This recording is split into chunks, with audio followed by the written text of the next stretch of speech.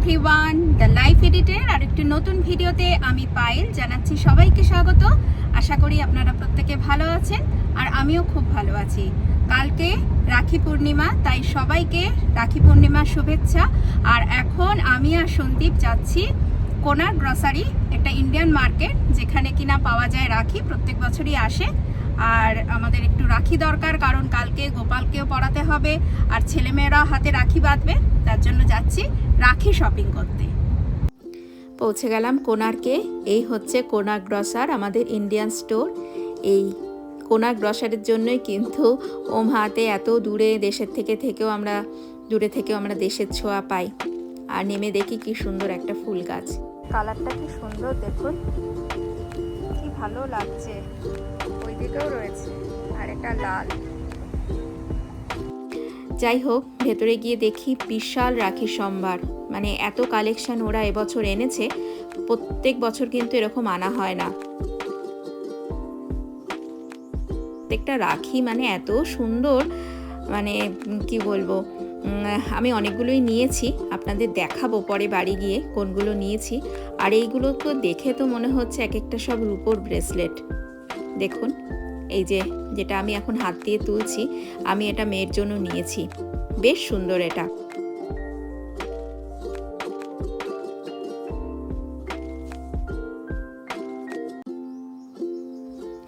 এই দেখুন, এটাতে লেখা আছে আবার ওয়ার্ল্ড গ্রেটেস্ট ব্রো। বাপরে, ভাবা যায় রাখিতে ব্রো।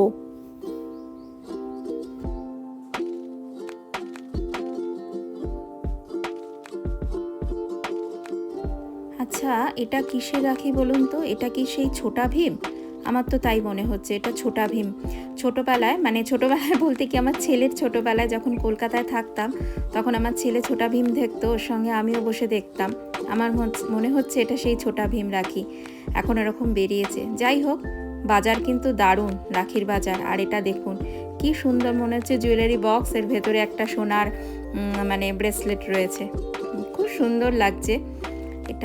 এটা না, এটা একটা গলার হার কোন ঠাকুরের।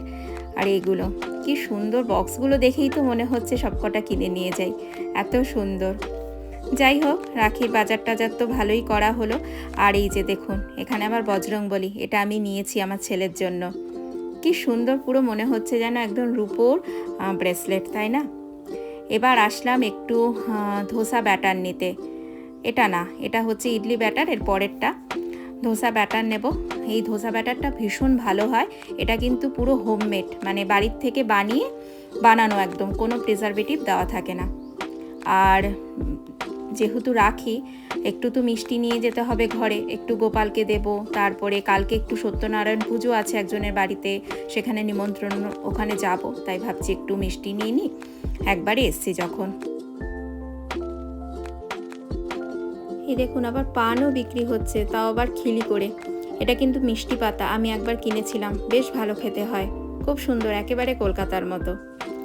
আর একটা গুজিয়ার প্যাকেটও নিয়ে নিলাম, মানে মিষ্টি গুজিয়ার প্যাকেট। আর একটা নিয়েছি মিল্ক কেক। এই দুটো মিষ্টি নিয়ে এখন যাব বাড়ি। গুড মর্নিং সবাইকে, চলে এলাম একদম নেক্সট ডে মর্নিং। আর আজকে বানাবো ধোসা। আজকের দিনটা খুব ভালো, জানেন তো? আজকে 22শে শ্রাবণ, তারপর আজকে রাখি পূর্ণিমা, তারপর অনেকে আজকে বাড়িতে সত্যনারায়ণ পুজোও করছে যেহেতু পূর্ণিমা।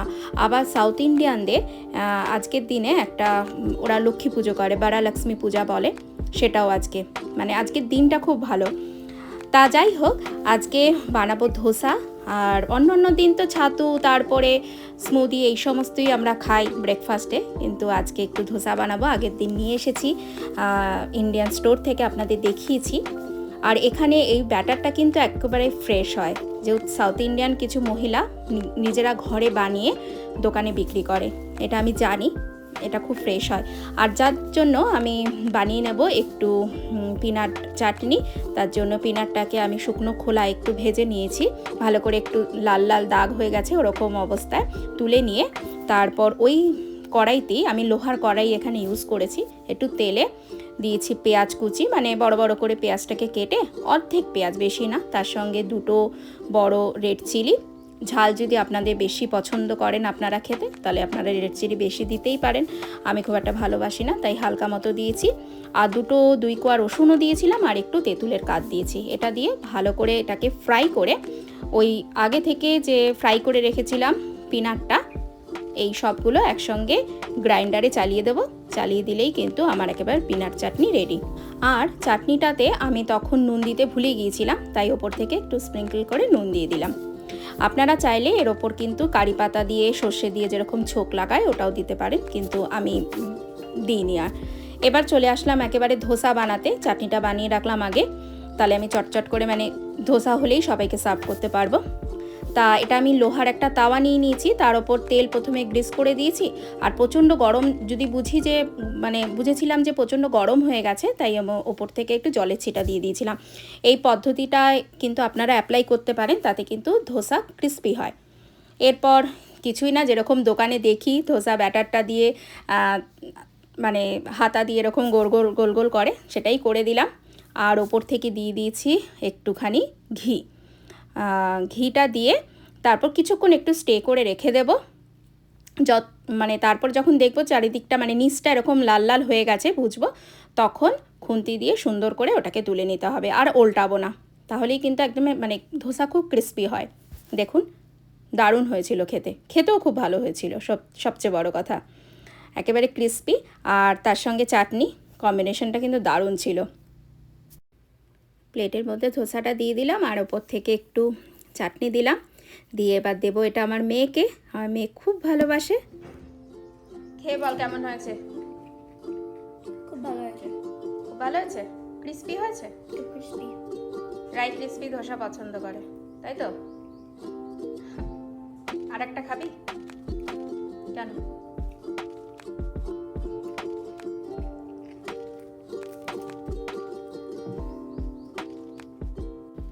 মেয়ে ওইদিকে ধোসা খা, আর চলুন আমি বানিয়ে নিই বাড়ির সবার জন্য, আমার জন্য, সন্দীপের জন্য ধোসা বানিয়ে নিই। আর ছেলের কথা বললাম না, তার কারণ দুটো। একটা হচ্ছে ছেলে 12টার আগে কিছু খায় না, আর দ্বিতীয়ত ও ধোসা খেতে একদম পছন্দ করে না।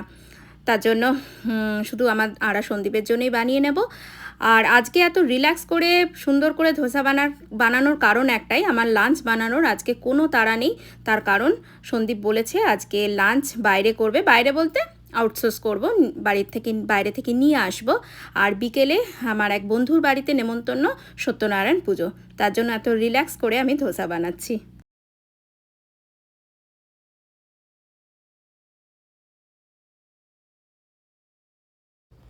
ধোসা বানাতে বানাতে রান্নাঘরের জানলা দিয়ে দেখলাম যে এসি সার্ভিসিংয়ের লোক এসছে। আসার কথা ছিল, সন্দীপ আমাকে আগের দিন রাত্রেই বলেছিল, কিন্তু আমি ভুলে গিয়েছিলাম। তাই এসি সার্ভিসিং করাটা এখানে খুব দরকার, যেহেতু সারা বছর কিন্তু এটার ওপর লোড পড়ে। শুধু যে গরমকালে তা না, শীতকালেও যে হিটিং সিস্টেমটা, সেটাই একই সিস্টেম, একই ভেন্ট দিয়ে হয়। তার জন্য বছরে একবার করে সার্ভিসিং করাটা খুব দরকার। আর আজকে ওমাহার ওয়েদার কি বলবো, খুব বাজে, প্রচণ্ড রোদ আর তার সঙ্গে গরম। আমি তো বাইরে এসে দাঁড়াতেই পাচ্ছিলাম না। এই ভদ্রলোক এখানে বাইরে কিভাবে এভাবে কাজ করছে জানি না, হ্যাটস অফ হিম। আবার অনেকক্ষণ পর আসলাম আপনাদের সামনে, একদম সেজে গুজে রেডি হয়ে গেছি। একটা সুন্দর শাড়ি পরেছি, কারণ যাচ্ছি একটু সত্যনারায়ণ পুজোতে। পাশে আমার এক বন্ধুর বাড়িতে আজকে সত্যনারায়ণ পুজো, সেখানে নেমন্তন্ন, সেখানেই যাচ্ছি। একটু তাড়াতাড়ি যাচ্ছি, টুকটাক পুজোর কাজ করতে বলেছে। কিন্তু তার আগে একটা ছোট্ট কাজ বাড়ির বাকি আছে, সেটা হচ্ছে রনি রায়কে রাখি পরাবে। সেই অনুষ্ঠানটা হয়ে গেলেই, ছোট্ট অনুষ্ঠান ঘরোয়া, সেটা হয়ে গেলেই আমরা বেরোবো। আর এটা হচ্ছে রনির জন্য বজরংবলী। আচ্ছা দে, ডান হাত, হ্যাঁ। দেখি কোন দিকে পড়ালি? বজরংবলী এদিকে থাকবে, হ্যাঁ।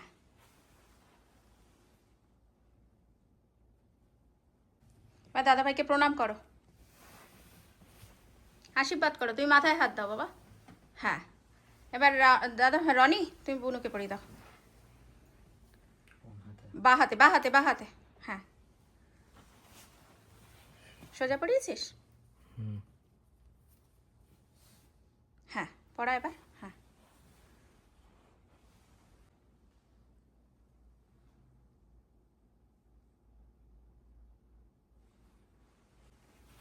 বাহ, রাখি পরানো হয়ে গেছে। দেখি হাত দুটো,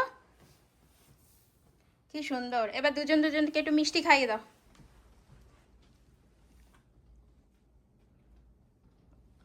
এবার রনি তুই একটা খাওয়াও দাদা কুনুকে।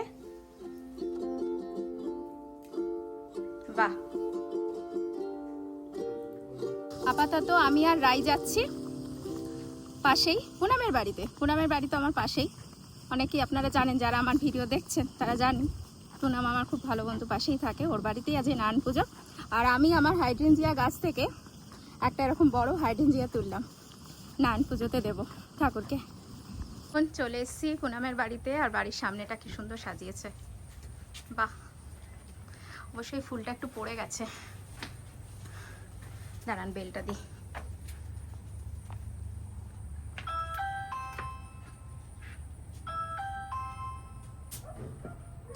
ও মা, এটা কে?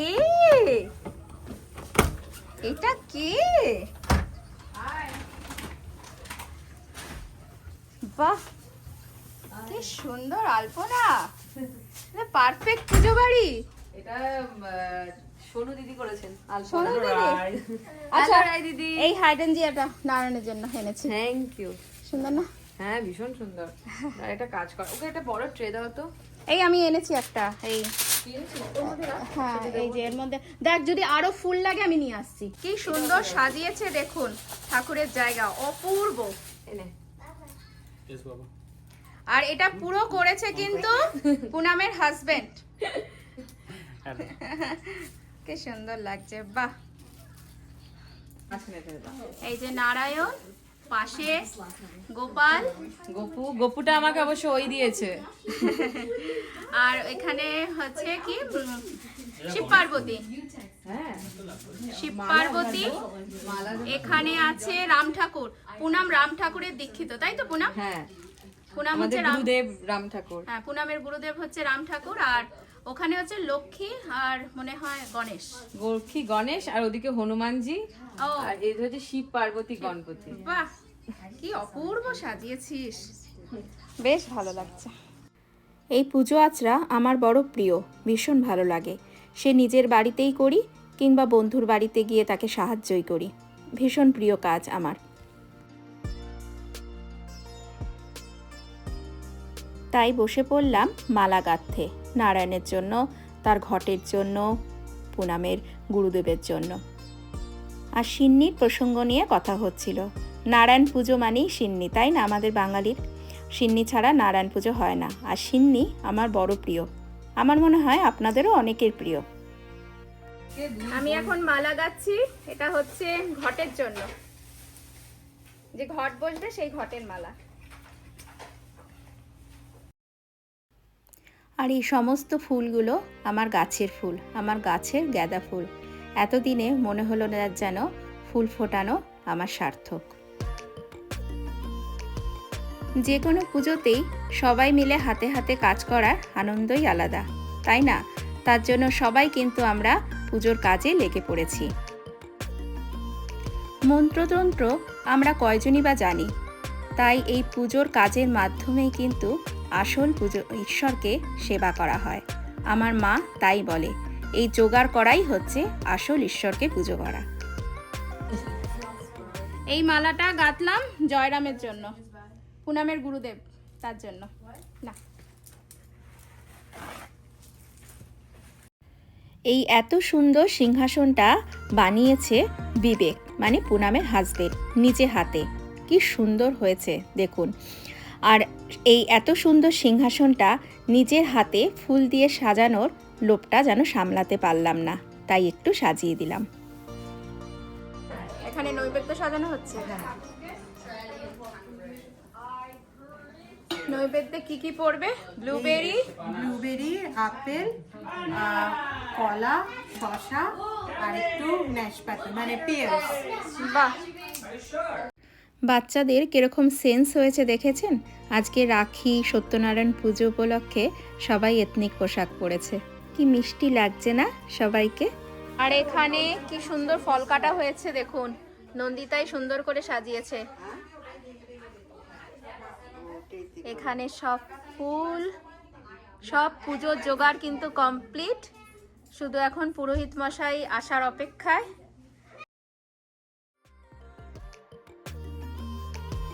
সিন্নি, ফল এগুলো তো ছিলই, তার সাথে সাথে পুনাম কিন্তু আয়োজন করেছিল ভোগেরও, মানে সে নারায়ণকে ভোগও দেবে। তাই ভোগগুলো ওই রান্না করেছে, রান্না করে সব সুন্দর গুছিয়ে রেখেছিল আর আমাকে বলল একটু সুন্দর করে বেড়ে দিতে। আর এটা আমার ভীষণ প্রিয়, আমার ঠাকুরের জন্য ভোগ বাড়তে খুব ভালো লাগে, তাই খুশি মনে আনন্দ মনে কাজটাকে করলাম।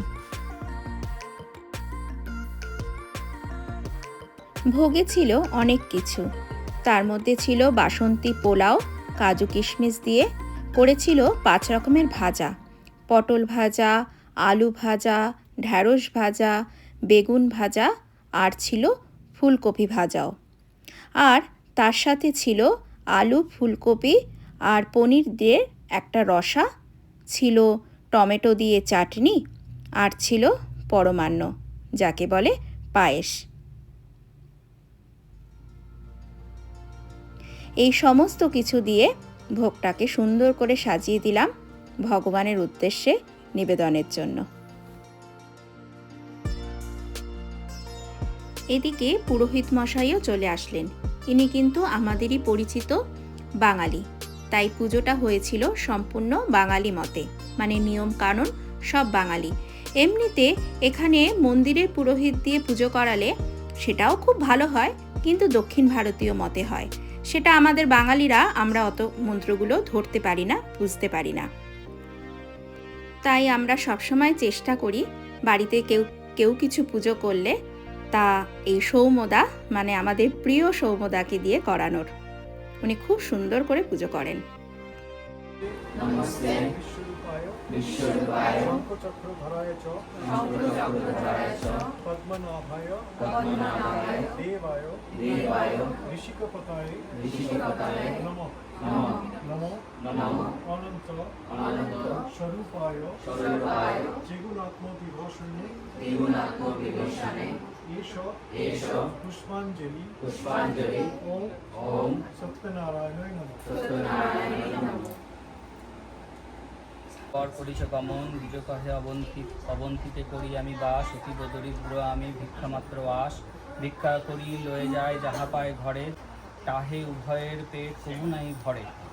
ইহা শুনি দ্বিজে কয় প্রভু নারায়ণ, আমি হই শুনো দ্বিজে সত্যনারায়ণ, আমারে বুঝিলে হয় দুঃখ বিমোচন, যজ্ঞ আদি তপজাপে নাহি প্রয়োজন, ভক্তি করি মোরে পুজো হবে দুঃখ নাশ, অভক্তি পুজিলে হয় তার সর্বনাশ। দ্বিজ বলে তুমি যে দেব নারায়ণ, দেখাইলে তবে রূপ দিতে হবে মন, নারায়ণ নিজ রূপ করিলে ধারণ, জন্মার্জিত পুণ্য ফলে দেখিল ব্রাহ্মণ।